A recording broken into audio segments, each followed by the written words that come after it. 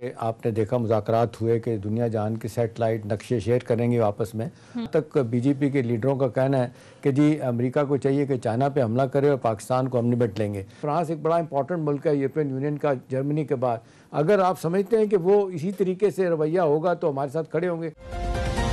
वज़ीर आज़म ने हमने देखा कि बड़े वाज़ेह अंदाज में यूनाइटेड नेशन में 2 बार जब उन्हें तकरीर की तो कश्मीर के हवाले से बड़ा उनका वाज़ेह मौक़िफ़ रहा है। आप समझते हैं कि अमली तौर पर अभी मज़ीद उस तरीके से करने की ज़रूरत है? बहुत कुछ देखिए सोनिया, जिस तरीके से ख़ित्ते में नई नई डेवलपमेंट्स हो रही हैं, अभी आप देख लें कल ही की मीटिंग देख लें 2+2 की, जिसमें हिंदुस्तान और अमेरिका के आपने देखा मुज़ाकरात हुए कि दुनिया जान के सैटेलाइट नक्शे शेयर करेंगे आपस में। उधर से अमेरिका के वज़ीर ख़ारजा और वज़ीर दिफ़ा थे, हिंदुस्तान के वज़ीर ख़ारजा वज़ीर दिफ़ा ने मीटिंग अटेंड की और उसके बाद उन्होंने कहा कि जी यहाँ तक बीजेपी के लीडरों का कहना है कि जी अमेरिका को चाहिए कि चाइना पे हमला करे और पाकिस्तान को हम निपट लेंगे। अब इन हालात में ये सारी चीज़ें देखने वाली हैं कि मतलब पाकिस्तान को भी चौमुखी लड़नी पड़ रही है, ठीक है। इस रीजन में क्या होने जा रहा है, 9/11 के बाद खासे हमारे लिए मुश्किलात पैदा हुई, ठीक है ना। अब देखना यही है कि आइंदा आने वाले दिनों में जिस तरीके से पिछले 1.5-2 साल से कश्मीर का मामला, ये तो मैं ज़ाती तौर पर अच्छी तरह जानता हूँ कि चाहे पीपल्स पार्टी की गवर्नमेंट है, PMLN की गवर्नमेंट है, इनकी गवर्नमेंट है, कश्मीर पे सब ने अपनी अपनी तरफ से अपना हिस्सा डाला है, जो कर सकते हैं डेफिनेटली किया। जैसे न्यूक्लियर प्रोग्राम लेट भुट्टो साहब ने शुरू किया था, सब लेके चले थे।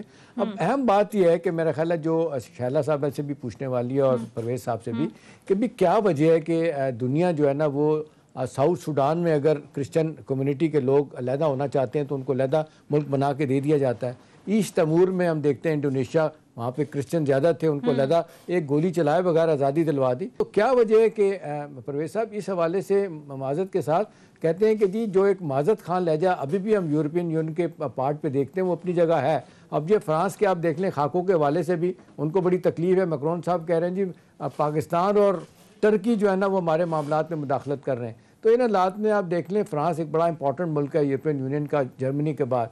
अगर आप समझते हैं कि वो इसी तरीके से रवैया होगा तो हमारे साथ खड़े होंगे, क्या कहेंगे? देखिए श्याम साहब, एक चीज़ तो ये फ्रांस के जो प्रेसिडेंट ने एक इस्लामिक फोबिया के ख़िलाफ़ एक बयान दिया है। अभी अगर आप देखें तो फ्रांस जो मुल्क है ये यूरोपियन यूनियन का एक बड़ा इंपॉर्टेंट मुल्क है और हमें ये भी नहीं भूलना चाहिए कि फ्रांस का हमारे हमसाये के साथ, हमारे दुश्मन के साथ बहुत करीबी तल्लुक़ है।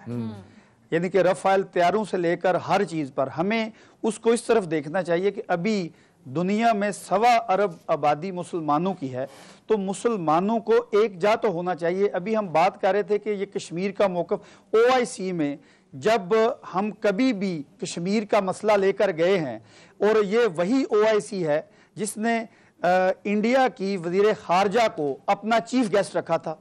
अभी इस OIC से हम कोई अगर रखें कि ये हमारे साथ चलेंगे, अभी दरमियान में ये बात भी आई कि अमेरिका के वज़ीर ख़ारजा ने या इंडिया के सिक्योरिटी एडवाइज़र अजीत डोवल ने ये कहा कि हम पाकिस्तान या चाइना पे ये गिदड़ भौंकियाँ हैं वो लगाते रहते हैं, हमें अपनी डायरेक्शन इस तरफ ले जानी चाहिए, लॉबी बढ़ानी चाहिए। अभी जैसे आपने इस तमूर की बात की कि वहाँ क्रिश्चियन कम्युनिटी ज़्यादा थी, उनकी मेजॉरिटी थी।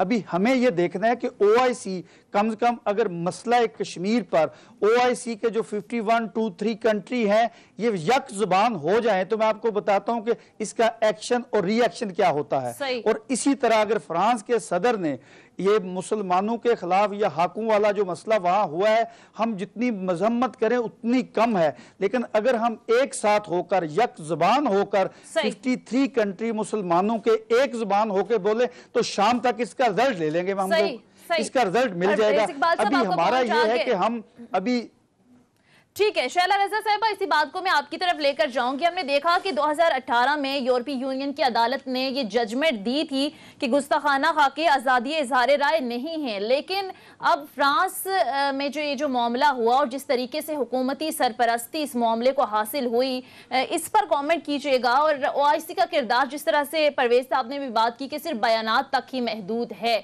तो अब करना क्या चाहिए? तमाम इस्लामी ममालिक का किरदार आप क्या समझते हैं, क्या होना चाहिए? पाकिस्तान ने भी भरपूर अंदाज में मजम्मत भी की, इमरान खान साहब की जानिब से खत भी लिखा गया, मजीद इस पर क्या होना चाहिए कि ये मामला रुक जाए?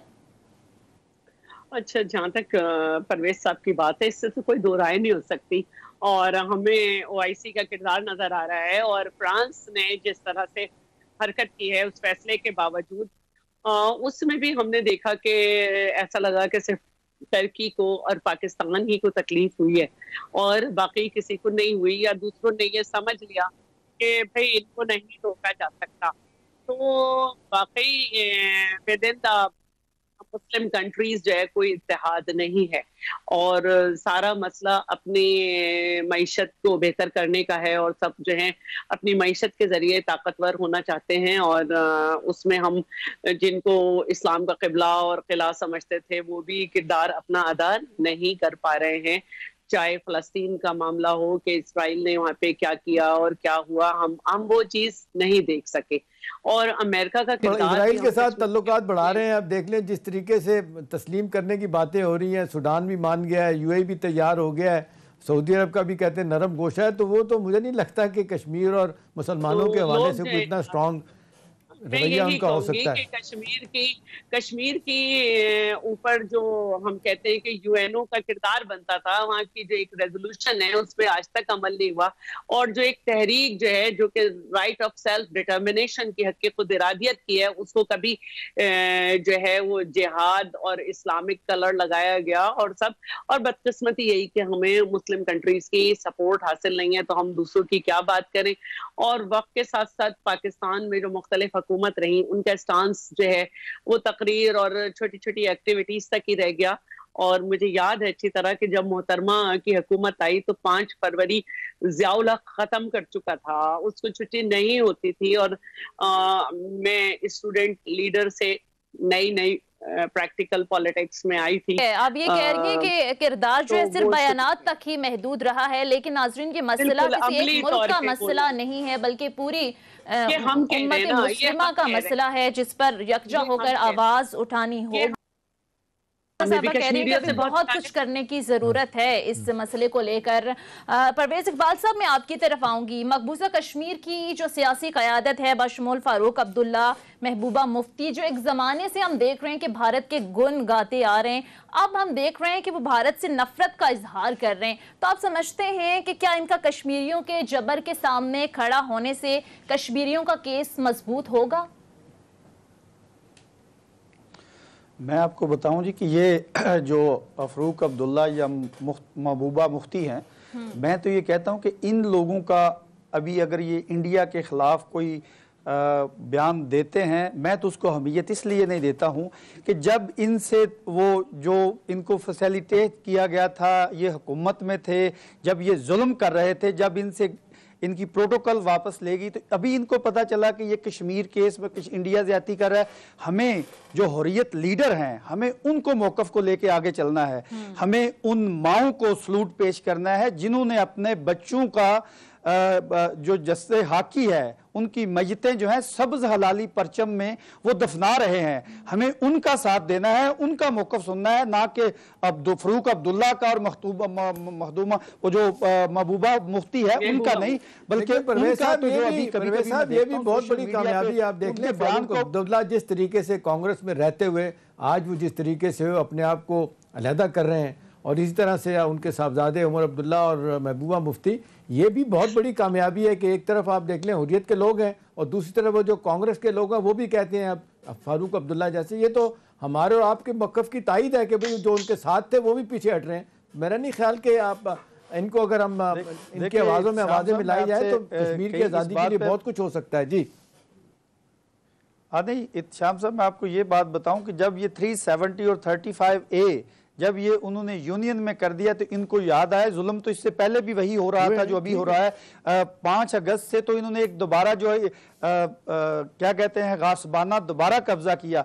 लेकिन मेरा जो as a being a Pakistani एक मेरा जो अपना मौक़िफ़ या चीज़ें जो मैं देख रहा हूँ, हमें जो हुर्रियत लीडर जैसे गिलानी साहब हैं, यासीन मलिक साहब हैं, शबीर शाह साहब हैं, हमारा मौक़िफ़ बड़ा क्लियर होना चाहिए। हमें ऐसे लोगों को सपोर्ट करना है।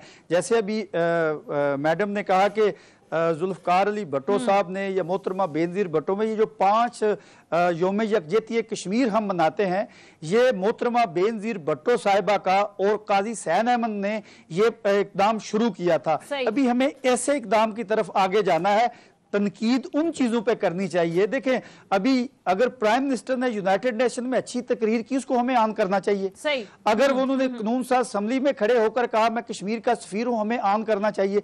अभी मुल्क के अंदर जो अफरा तफरी ये चीज़ें चल रही हैं, मुल्कों के अंदर ये चलती रहती है, लेकिन बाहर जब हम जाएं, मुल्क से बाहर जो डेलीगेशन जाते हैं, जो अनवाए जाते हैं, उनको वहां जाकर जो है इस केस को आगे करना है, इस केस को लड़ना है, ना कि हमें अपनी लड़ाई लड़नी है। सही, आप कह रहे हैं कि मुत्तहिद होना चाहिए।